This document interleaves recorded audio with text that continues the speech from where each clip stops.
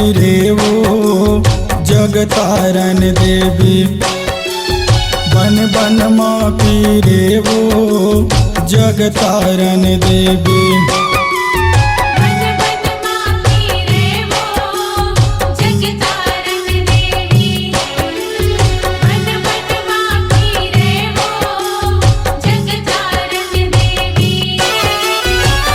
राम लखन तोर संग में हावे, राम लखन तोर संग में हावे। महिमा तोरे अपार वो जग तारन देवी।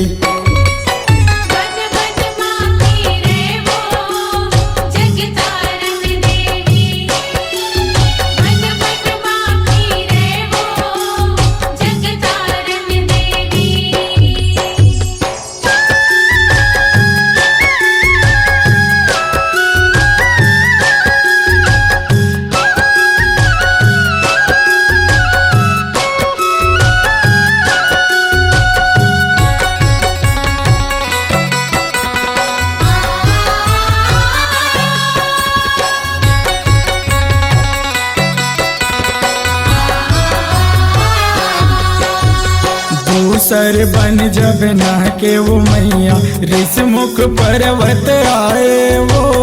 पर्वत बैठे राम जी पंपापुर ध्यान लगाए वो।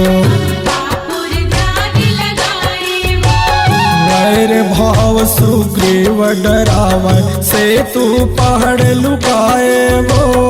ऐसे राम दयालु भये हैं बाली को मारे वो।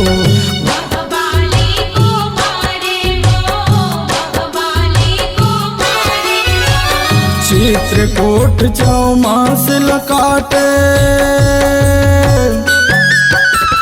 चित्रकूट चौमास लकाटे। सुग्रीव मित्र बनाए वो जग तारन देवी।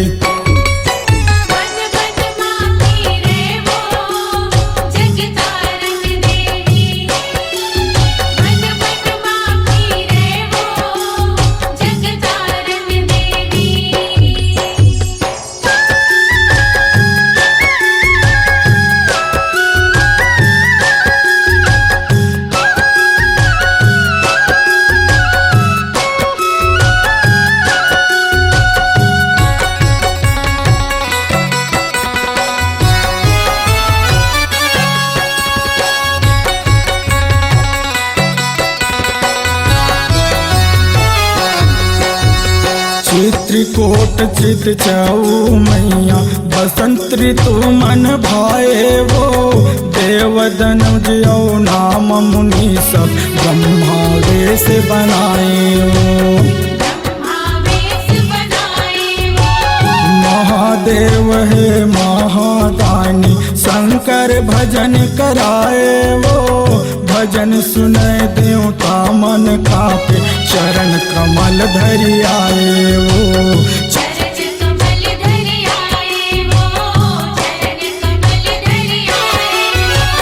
चरण कमल ला धर के ओ मैया, चरण कमल ला धर के ओ मैया। शिव जी ला मनाए वो जग तारन देवी।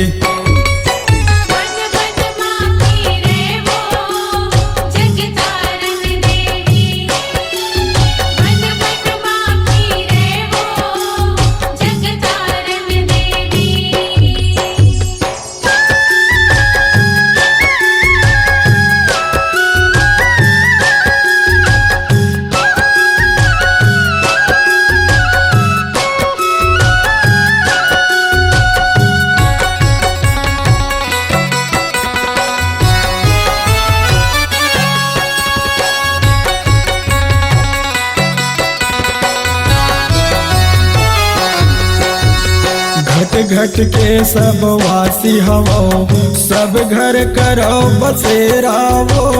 महामुनि संग बनन फिरे हो, जनकपुरी जग आना वो।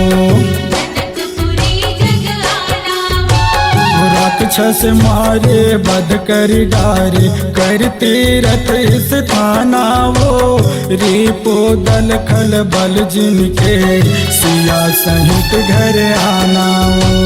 सिया सहित घर आना वो, सिया सहित घर आना वो। राम लखन सिया को देखे,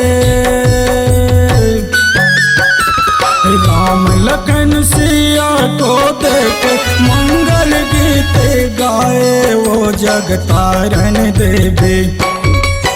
बन बन माँ फिरे वो जग तारन देवी, बन बन माँ फिरे वो जग तारन देवी। राम लखन तोर संग में हावे, राम लखन तोर संग में हावे, महिमा तोरे अपार वो जग तारन देवी।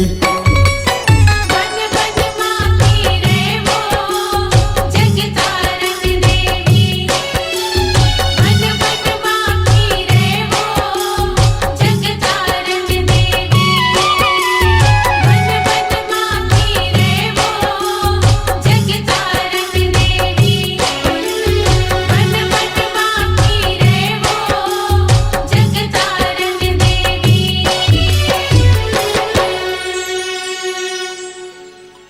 अपनी आवाज को दीजिए एक नया मुकाम। डिजिटल रिकॉर्डिंग की दुनिया का जाना पहचाना नाम स्वरांजलि, जहां गूंजती हैं ध्वनियां अपनी माटी की सौंधी सुगंध के साथ। छत्तीसगढ़ी संगीत के विविध रंग जो पहुंचाते हैं पूरे प्रदेश में डिजिटल रिकॉर्डिंग के संग। स्वरांजलि स्टूडियो, नेमीचंद गली नंबर 2, गंजपारा, रायपुर।